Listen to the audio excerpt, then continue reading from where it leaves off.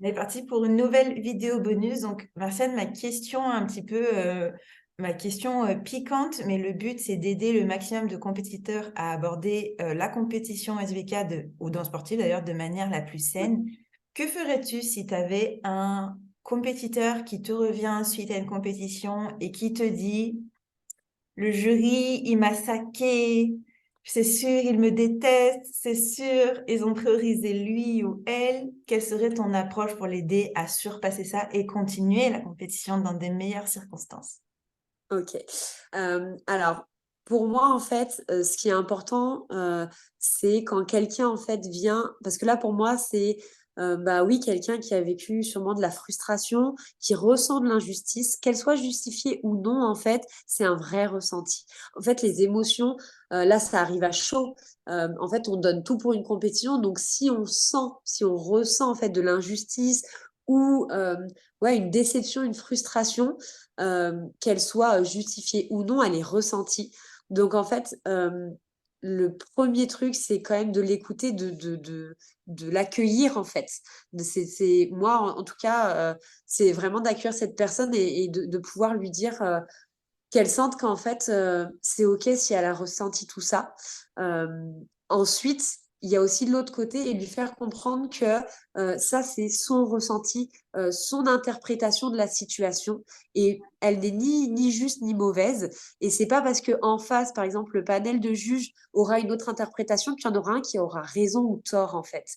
On est des humains, on est des êtres d'émotion, et du coup, c'est, un peu avoir le point de vue de chacun. J'aime bien cette image où on pose un 6 par terre. Celui qui est d'un côté voit un 6, l'autre voit le 9. Il y a personne qui a tort ou raison, c'est bien un 9, c'est bien un 6. C'est une question de point de vue et de comment on a senti les choses. Donc, c'est pouvoir aussi faire redescendre en fait cette frustration, de pouvoir en discuter et de pouvoir lui dire, écoute, j'entends tout ça. Le rôle de juge, bien sûr, c'est de ne pas faire de politique, c'est d'être le plus, droit possible, d'essayer de pas laisser les émotions, en fait, nous emporter parce qu'on a quand même des critères de notation et même si ça reste quelque chose d'artistique, il faut être le plus objectif possible, même s'il y a une part de sensibilité qui va jouer. Hem, donc allons plutôt en discuter. Allons voir, en fait, toi, qu'est-ce qui quels sont, est-ce que c'est une note? Est-ce que c'est un regard? Qu'est-ce qui a fait que tu te sens comme ça, en fait, pour pouvoir en discuter après? Est-ce que c'était, parce que tu les as vus te regarder d'une certaine façon? Et dans ce cas-là, on peut échanger sur le fait que le juge, normalement, dans son rôle, il ne doit rien laisser transparaître dans son visage. Donc quand on danse, même si on sourit au juge, même si on veut jouer avec eux, le juge qui reste neutre, en fait, c'est pas qu'il est en train, de nous saquer ou quoi, c'est que c'est son rôle et il ne doit pas laisser transparaître. Mais ça, tous les compétiteurs n'en ont peut-être pas conscience. Il y a des juges aussi, c'est plus fort qu'eux, bah, ils se laissent emporter, donc ils ont des sourires, donc voilà. Donc on reste humain, mais de pouvoir en fait échanger et en fait, pouvoir avoir du factuel. Parce qu'il y a rien de pire que le jugement et l'interprétation, et en fait, quand on voit quelqu'un, un regard, des mots, sont toujours, prêt à être interprété dans un contexte. Il y a le contexte du stress, de la compétition, de la déception. Et en fait, si on reste sur du factuel, ça permet de reposer les choses, de mieux les digérer.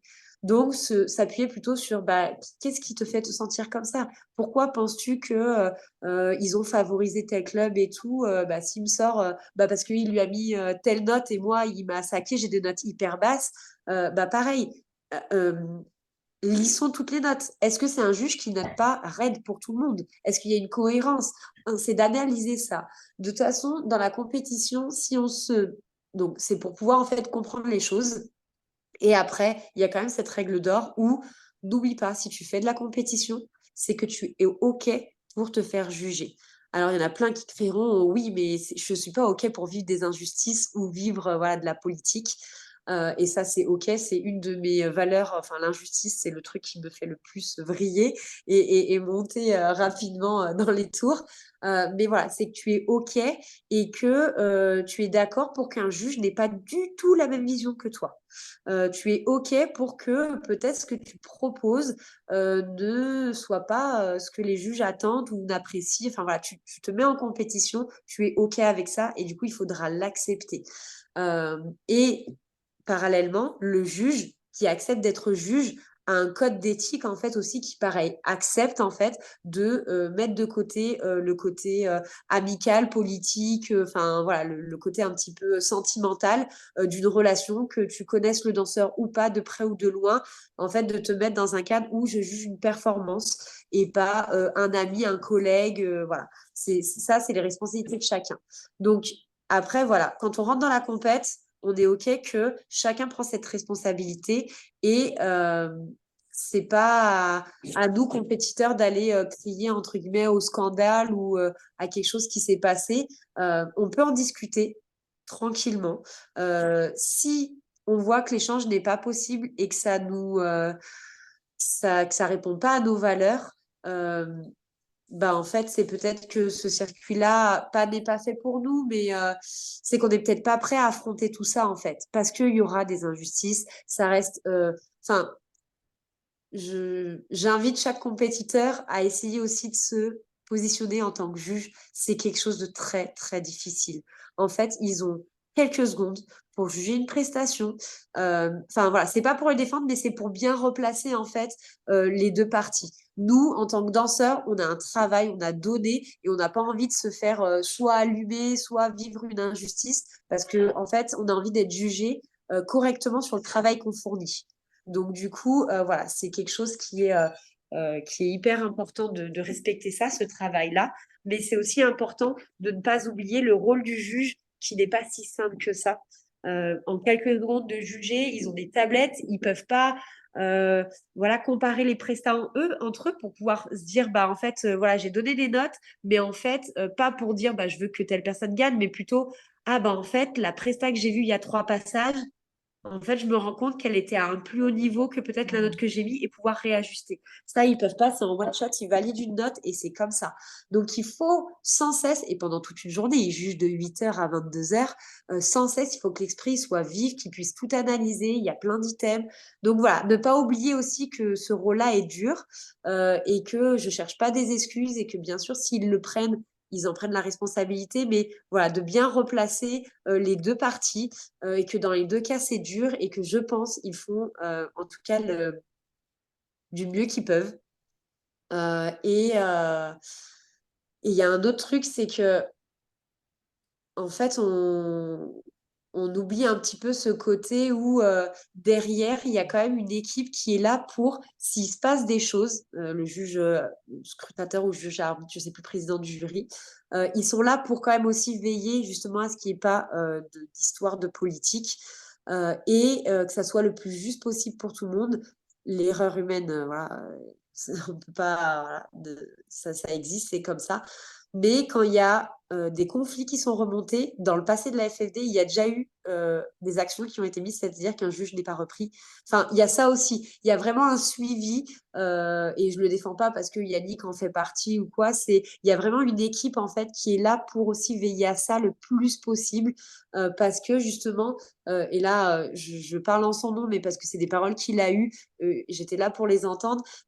Il a trop vécu de politique dans d'autres disciplines, pour rien citer, mais c'était sa leitmotiv en fait de si je m'investis dans le SBK, c'est pour mettre ces valeurs en place. Je ne veux pas de politique, je veux que ce soit juste, on en a subi nous les premiers en fait sur de la compétition et pareil, je ne reviendrai pas sur ce sujet spécialement, mais c'est pour dire que nous on l'a vécu avec Yannick en tant qu'athlète, cette injustice, cette politique, et on s'est fait voilà, une lettre motive que il n'y en aura pas tant qu'en fait Yannick sera dans le circuit.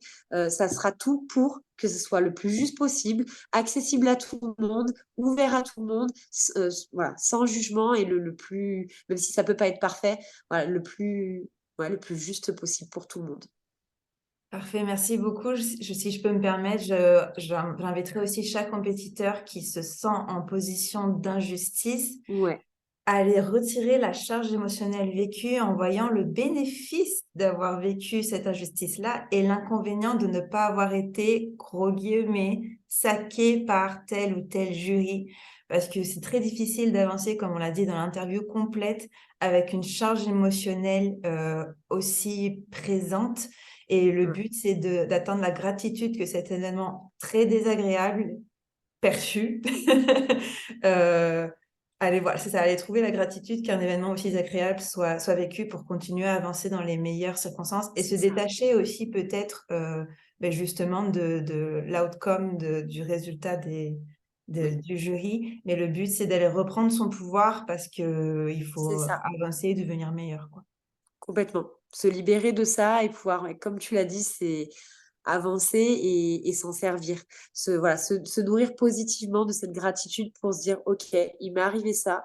Ça va aussi me forger, m'aider et enfin voilà, de pouvoir voilà, mieux le vivre et l'accepter et de pas hésiter voilà, à le faire. Mais c'est quelque chose, en tout cas, en tout cas, moi, c'est quelque chose qui est très important, c'est de pouvoir toujours entendre les deux parties. Et pour moi, la communication, c'est hyper important.